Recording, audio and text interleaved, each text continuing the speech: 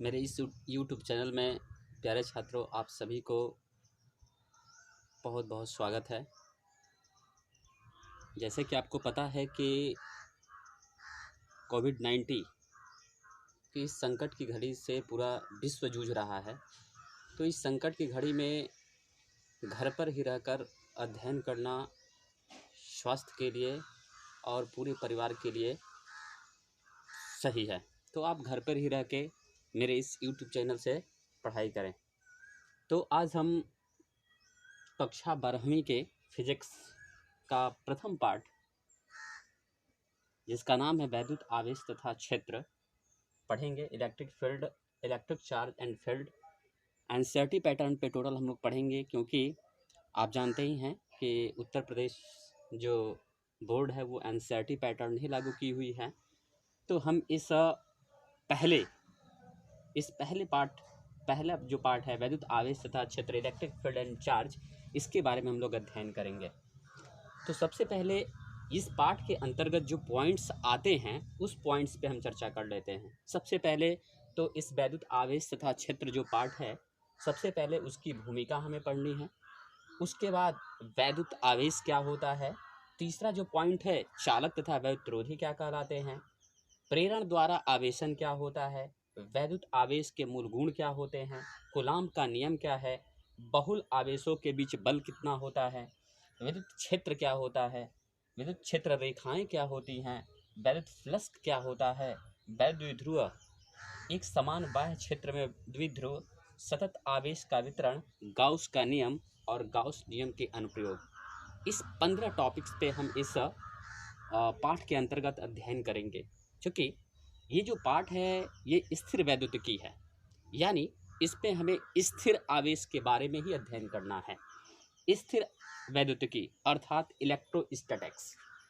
Electrostatics जो दो शब्दों का मेल है, पहला है इलेक्ट्रो और दूसरा शब्द होता है इसका स्टैटिक्स। तो इलेक्ट्रोस्टैटिक्स अर्थात इलेक्ट्रो का मतलब होता है आवेश, इलेक्ट्रो का मतलब होता है आवेश, और स्टैटिक्स का मतलब होता है स्थिर। यानी हम इस पाठ के अंतर्गत स्थिर आवेशों के बारे में अध्ययन करेंगे। अर्थात सबसे पहले तो हम इलेक्ट्रोस्टैटिक्स क्या होता है इसका डेफिनेशन देखेंगे। अभी मैंने आपको ये बताया कि ये दो शब्दों का संयोजन है, अर्थात इलेक्ट्रो प्लस स्टैटिक्स। यानी विज्ञान की वह शाखा जिसके अंतर्गत हम स्थिर आवेशों के बारे में अध्ययन करते हैं उसे स्थिर वैद्युतिकी कहते हैं, अर्थात इलेक्ट्रोस्टैटिक्स कहते हैं। एक बार और समझिएगा, विज्ञान की वह शाखा जिसके अंतर्गत हम स्थिर आवेशों का अध्ययन करते हैं उसे हम स्थिर वैद्युतिकी कहते हैं। तो स्थिर वैद्युतिकी के अंतर्गत सबसे पहले हम विद्युत आवेश के बारे में अध्ययन करेंगे। आवेश क्या होता है, व्हाट इज चार्ज। आवेश क्या है। आवेश, चार्ज। चार्ज है क्या। तो चार्ज किसी भी पदार्थ का ये गुण होता है जिसके कारण वह दूसरे वस्तु को अपने तरफ आकर्षित या प्रतिकर्षित करता है। यानी जब दो वस्तुओं को आपस में रगड़ा जाता है, जब दो वस्तुओं को हम आपस में रगड़ के एक दूसरे से अलग करते हैं तो उनमें कुछ विद्युत का गुण उत्पन्न हो जाता है, जिसके कारण वे एक दूसरे को अपने तरफ आकर्षित अथवा प्रतिकर्षित करते हैं, और इस गुण को ही हम कहते हैं आवेश। ये आवेश है आपका। तो आप एक बार और समझिएगा, आवेश किसे कहते हैं। जब दो वस्तुओं को आपस में रगड़ा जाता है तो उन दोनों वस्तुओं में से कोई एक वस्तु एक दूसरे को अपने तरफ आकर्षित करने लगती है। इस विद्युतमय गुण को ही आवेश कहते हैं। आवेश दो प्रकार के होते हैं। आवेश दो प्रकार के होते हैं। पहला होता है आपका धन आवेश। धन आवेश जिसको हम इंग्लिश में कहते हैं पॉजिटिव चार्ज।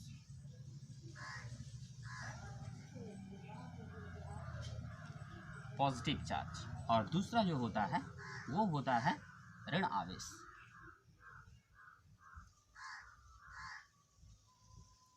अर्थात नेगेटिव चार्ज।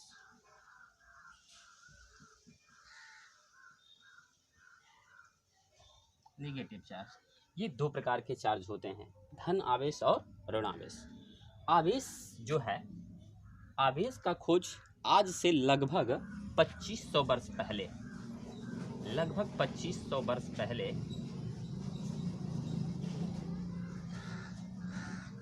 लगभग 2500 वर्ष पहले थेल्स नामक वैज्ञानिक ने किया था। आवेश का खोज आज से लगभग 2500 वर्ष पहले थेल्स नामक वैज्ञानिक ने किया था, परंतु उन्होंने आवेशों का नामकरण नहीं किया था। आवेशों का नामकरण बेंजामिन फ्रैंकलिन ने किया था और उन्होंने बताया कि आवेश दो प्रकार से होते हैं, दो प्रकार के होते हैं, धन आवेश और ऋण आवेश।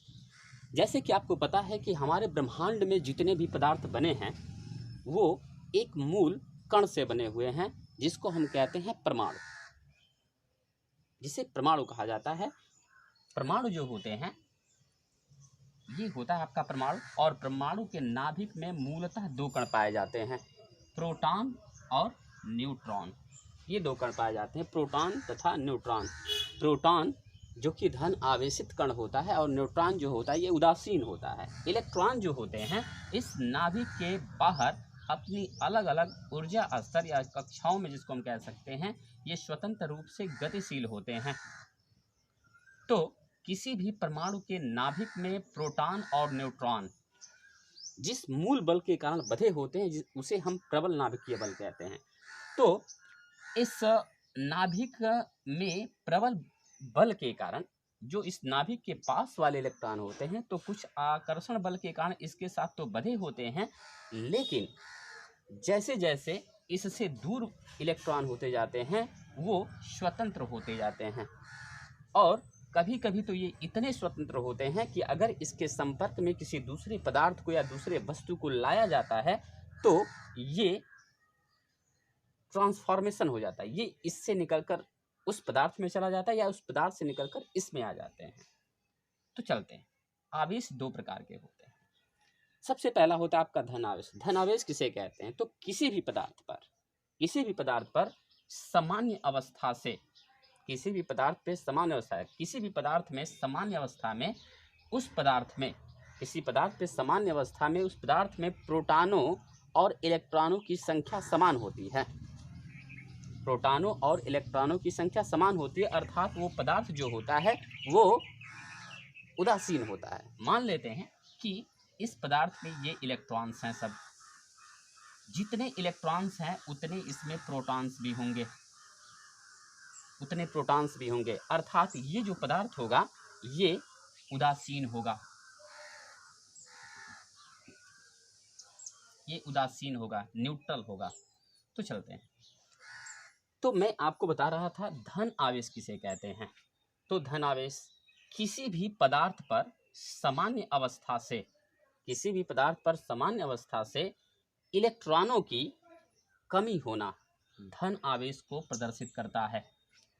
किसी भी पदार्थ पर सामान्य अवस्था से इलेक्ट्रॉनों की कमी होना धन आवेश को प्रदर्शित करता है, और किसी भी पदार्थ पर सामान्य अवस्था से इलेक्ट्रॉनों की वृद्धि हो जाना ऋण आवेश को प्रदर्शित करता है। तो ये दो प्रकार के आवेश होते हैं, धन आवेश और ऋण आवेश। एक बार और समझने का प्रयास करेंगे। धन आवेश किसे कहते हैं? किसी भी पदार्थ पे सामान्य अवस्था से इलेक्ट्रॉनों की कमी होना धन आवेश को प्रदर्शित करता है, तथा किसी भी पदार्थ पर सामान्य अवस्था से इलेक्ट्रॉनों की वृद्धि होना ऋण आवेश को प्रदर्शित करता है। अब आते हैं, आवेश तो दो प्रकार के हो गए। इन आवेशों के अब गुण क्या होते हैं? आवेशों का गुण थोड़ा पढ़ लेते हैं। तो दो सजातीय आवेश, अर्थात कहने का मतलब कि दो पॉजिटिव चार्ज, सजातीय, दो पॉजिटिव चार्ज या दो निगेटिव चार्ज एक दूसरे को प्रतिकर्षित करते हैं। दो सजातीय आवेश एक दूसरे को प्रतिकर्षित करते हैं, तथा दो विजातीय आवेश एक दूसरे को रिपल करते हैं, आकर्षित करते हैं। दो सजातीय आवेश एक दूसरे को प्रतिकर्षित करते हैं तथा दो विजातीय आवेश एक दूसरे को आकर्षित करते हैं। विद्युत आवेश जो होता है, विद्युत आवेश को हम Q से प्रदर्शित करते हैं।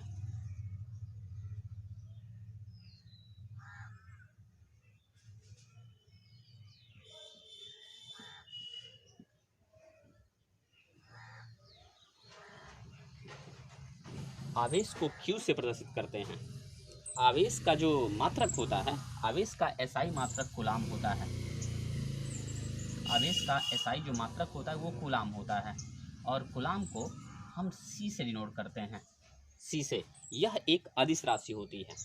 आवेश एक सदिश अदिश राशि होती है।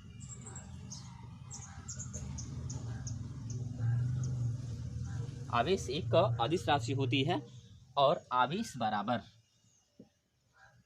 आवेश जो होता है चार्ज, चार्ज ये धारा,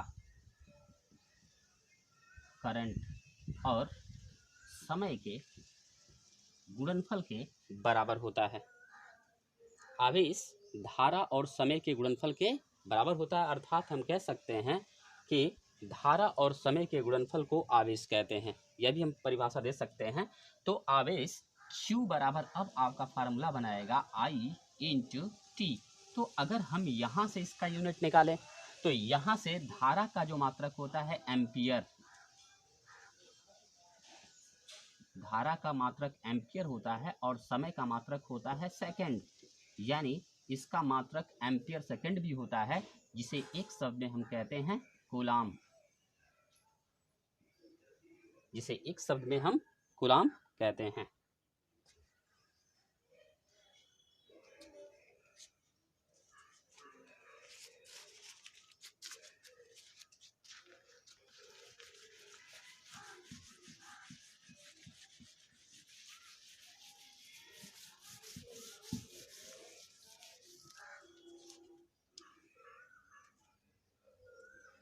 अब हम लोग पढ़ेंगे, आवेश के बारे में पढ़ लें, चालक तथा विद्युतरोधी क्या होते हैं। चालक अर्थात वे पदार्थ जिसमें विद्युत धारा का प्रवाह सुगमता से हो जाता है, उसे हम विद्युत धारा के चालक कहते हैं। या हम ये कह सकते हैं कि वह पदार्थ जिसमें इलेक्ट्रॉनों का प्रवाह सुगमता से हो जाता है, उसे चालक कहते हैं। विद्युतरोधी किसे कहते हैं? तो वे पदार्थ जिसमें इलेक्ट्रॉनों का प्रवाह सुगमता से नहीं होता, अर्थात हम कह सकते हैं कि एकदम नहीं होता है, उसे हम विद्युतरोधी कहते हैं। तो ये चालक तथा विद्युतरोधी, यानी चालक जितने भी आप धातुएं देख रहे हैं, सभी धातुएं वो विद्युत की चालक होती है, अर्थात धातुओं में जो आवेशों का प्रवाह होता है वो हम कह सकते हैं कि चालन विधि द्वारा होता है। चालन में सबसे पहले ट्रांसफॉर्मेशन होता है, अर्थात मान लेते हैं कि ये कोई लोहे का छड़ है, ये कोई लोहे का छड़ है, तो सबसे पहले क्या होगा, इलेक्ट्रॉन जो फ्लो होगा ये बहुत सारे एटम से मिलकर बने होंगे, एटम से मिलकर बने होंगे, और धातुओं में ये जो एटम्स होते हैं वो क्लोजली पैक्ड होते हैं, अर्थात एकदम वो एक दूसरे के साथ बंधे होते हैं। जैसे कि आपको बताया गया कि जितने भी हमारे ब्रह्मांड में पदार्थ है वो परमाणुओं से मिलकर बना हुआ है। परमाणु के नाभिक में मूलतः दो कण पाए जाते हैं, प्रोटॉन और न्यूट्रॉन। प्रोटॉन और न्यूट्रॉन, इलेक्ट्रॉन जो होते हैं वो इसके बाहरी कक्षा में, अलग अलग कक्षाओं में ये क्या करते हैं, चक्रण करते रहते हैं। तो जैसे जैसे इस नाभिक से दूर वाले इलेक्ट्रॉन होते हैं ये इतने फ्री होते हैं कि वो एक दूसरे में जा सकते हैं। तो यहाँ पे चलिए मान लेते हैं कि ये इस पदार्थ का एक परमाणु है, इसमें ये फ्री इलेक्ट्रॉन्स है। जब ये एटम इसके संपर्क में आया है तो ये इलेक्ट्रॉन जो फ्री इलेक्ट्रॉन है इसमें जा सकता है, इससे जा सकता है, इसमें जा सकता है। ऐसे होते होते ये आवेशों का प्रवाह एक सिरे से दूसरे सिरे तक हो जाता है। तो हम चालक कह सकते हैं कि वह पदार्थ जिसमें इलेक्ट्रॉनों का प्रवाह सुगमता से हो जाता है उसे हम विद्युत के चालक कहते हैं। जैसे जितने भी धातुएं हैं वो सभी विद्युत की चालक होती हैं। नेक्स्ट, विद्युतरोधी किसे कहते हैं? मैंने अभी आपको बताया, विद्युतरोधी अर्थात वे पदार्थ जिसमें इलेक्ट्रॉनों का प्रवाह सुगमता से नहीं हो पाता, अर्थात कहने का मतलब ये है कि वो जो इसका नाभिक है, नाभिक में प्रोटॉन और न्यूट्रॉन जिस मूल बल के कारण बंधे हैं, उसी बल के प्रभाव से ये इलेक्ट्रॉन भी बंधे होते हैं। अर्थात ये इलेक्ट्रॉन फ्री नहीं होते हैं कि वो एक एटम से दूसरे एटम में जा सके। तो हम कह सकते हैं कि जो कुछ पदार्थ ऐसे होते हैं जिनमें इलेक्ट्रॉनों का प्रवाह सुगमता से नहीं होता है, जिसे हम विद्युतरोधी कहते हैं। विद्युतरोधी, तो विद्युतरोधी क्या होंगे? जैसे प्लास्टिक, जितनी भी प्लास्टिक वस्तुएं होती हैं, ये सब विद्युतरोधी है। सूखी हुई लकड़ी होगी, ये सब है आपके विद्युतरोधी पदार्थ। अब आते हैं प्रेरण द्वारा आवेशन। प्रेरण द्वारा आवेशन तो आ जाते हैं।